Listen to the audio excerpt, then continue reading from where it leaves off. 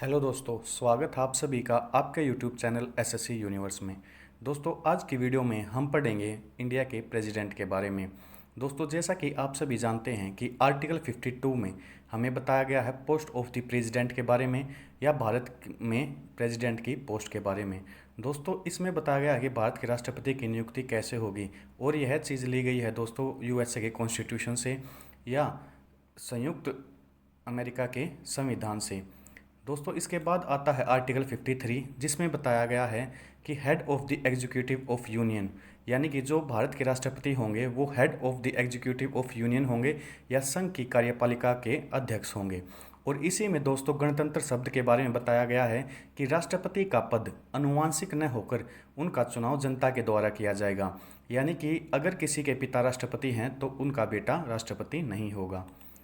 इसके बाद दोस्तों आता है आर्टिकल 54 जिसमें बताया गया है राष्ट्रपति के निर्वाचन के बारे में या इलेक्शन ऑफ द प्रेसिडेंट के बारे में। दोस्तों, इसी के द्वारा हमें राष्ट्रपति का चुनाव करना होता है। अगर दोस्तों हम बात करें इलेक्शन की तो भारत के राष्ट्रपति का इलेक्शन कमीशन ऑफ इंडिया के तहत होता है जिसका गठन 1952 में किया गया था। दोस्तों, इसके बाद यह चुनाव प्रणाली होती है जिसका नाम होता है अप्रत्यक्ष रूप से इनका चुनाव होता है और इनका चुनाव होता है elected by member of Lok Sabha and Rajya Sabha, यानी कि राज्यसभा और लोकसभा के सदस्यों के द्वारा इनका चुनाव किया जाता है। दोस्तों, इसमें लोकसभा और राज्यसभा के निर्वाचित सदस्यों द्वारा चुनाव होता है, लेकिन इसमें राष्ट्रपति के द्वारा मनोनीत सदस्य भाग नहीं लेते। दोस्तों, राज्य की विधानसभा के निर्वाचित सदस्य भी इसमें भाग लेते हैं। इसके बाद दोस्तों अगर हम बात करें तो दिल्ली और पुडुचेरी के विधानसभा के निर्वाचित सदस्य भी राष्ट्रपति के चुनाव में भाग लेते हैं। आगे देखिए दोस्तों आर्टिकल 55 जिसमें बताया गया है इलेक्शन प्रोसेस ऑफ प्रेसिडेंट या राष्ट्रपति के निर्वाचन की विधि कि राष्ट्रपति के निर्वाचन की विधि क्या होगी। यह प्रोसेस दोस्तों लिया गया है आयरलैंड के संविधान से। यह आपका काफ़ी मोस्ट इम्पोर्टेंट क्वेश्चन बनता है कि भारत के राष्ट्रपति के निर्वाचन की विधि कहाँ से ली गई है, तो दोस्तों यह ली गई है आयरलैंड से।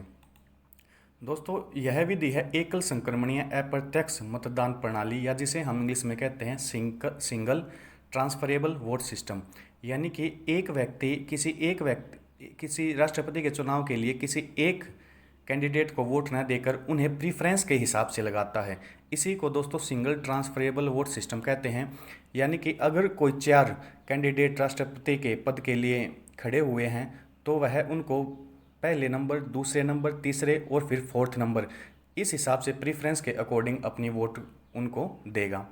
इसके बाद दोस्तों आता है कि राष्ट्रपति के चुनाव के लिए या कोई भी व्यक्ति जो राष्ट्रपति का चुनाव का नामांकन भरता है उसके लिए आवश्यक है कि वह 50 सांसदों का उसको समर्थन हो और साथ में सहमति हो और एक नेशनल पार्टी उसको सहयोग करे। इसके बाद दोस्तों आता है आर्टिकल 56 जिसमें बताया गया है राष्ट्रपति के कार्यकाल के बारे में कि राष्ट्रपति का कार्यकाल 5 साल के लिए होगा। इसके बाद आता है दोस्तों आर्टिकल 57 जिसमें बताया गया है री इलेक्शन ऑफ द प्रेसिडेंट, यानी कि जो भारत का राष्ट्रपति है वह दोबारा चुनाव लड़ सकता है, जबकि जो अमेरिका का राष्ट्रपति है वह सिर्फ 2 बार ही राष्ट्रपति बन सकता है। लेकिन हमारे भारत में यह कोई आवश्यक नहीं, जो व्यक्ति एक बार चुनाव लड़ लेता है तो वह दोबारा भी लड़ सकता है और वह जितनी बार चाहे चुनाव को जीतकर राष्ट्रपति बन सकता है। इसके बाद दोस्तों आता है आर्टिकल 59 जिसमें बताया गया है राष्ट्रपति कार्यालय की शर्तें या जिक्र किया गया है condition for the president office के बारे में। दोस्तों, जैसा कि हम सभी जानते हैं कि जो राष्ट्रपति होता है वह किसी भी सदन का सदस्य नहीं होता। इनको दोस्तों राष्ट्रपति को सरकारी निवास उपलब्ध कराया जाता है और इनका जो सरकारी निवास होता है वह राष्ट्र राजधानी और सर्वोच्च न्यायालय के समीप होना आवश्यक है। इसके बाद दोस्तों आता है आर्टिकल 60 जिसमें बताया गया है ओथ ऑफ द प्रेसिडेंट के बारे में या राष्ट्रपति की शपथ के बारे में। दोस्तों, राष्ट्रपति को शपथ दोस्तों दिलाई जाती है चीफ जस्टिस ऑफ इंडिया के द्वारा।